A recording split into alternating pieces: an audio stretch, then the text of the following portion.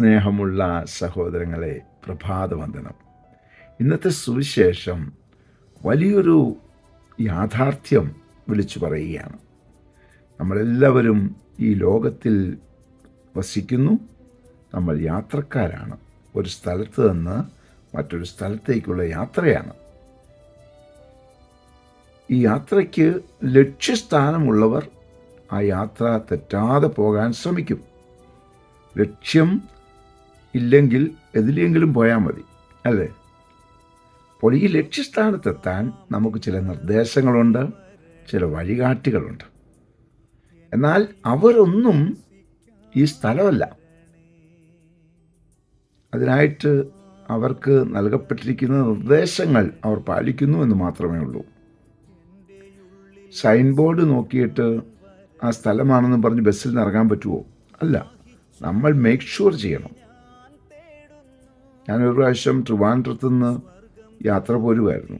കൊല്ലം ആയപ്പോൾ ഉറക്കം വന്നു, ഉറങ്ങിപ്പോയി യാത്രയിൽ. ഏകദേശം കൊല്ലവും ആലപ്പുഴയൊക്കെ ഒരുപോലെ എനിക്ക് തോന്നി. ഞാൻ കൊല്ലത്ത് ഇറങ്ങി, ആലപ്പുഴയാണെന്നോർത്ത് ഇറങ്ങിയതാ. അത് കഴിഞ്ഞ് പിന്നെ അടുത്ത ബസ് പിടിക്കേണ്ടി വന്നു. ഏകദേശം ഒരു ഉറക്കപ്പിച്ചിലൊക്കെ സ്ഥലമാണെന്നങ്ങ് ഓർത്തുപോയി. സ്നേഹമുള്ളവരെ, അപ്പോൾ നമ്മൾക്ക് യഥാർത്ഥമായ ഒരു അറിവ് നമ്മോട് തന്നെ ചോദിക്കണമേ, നമ്മൾ പോകുന്ന വഴി ശരിയാണോ അല്ലയോ എന്ന്.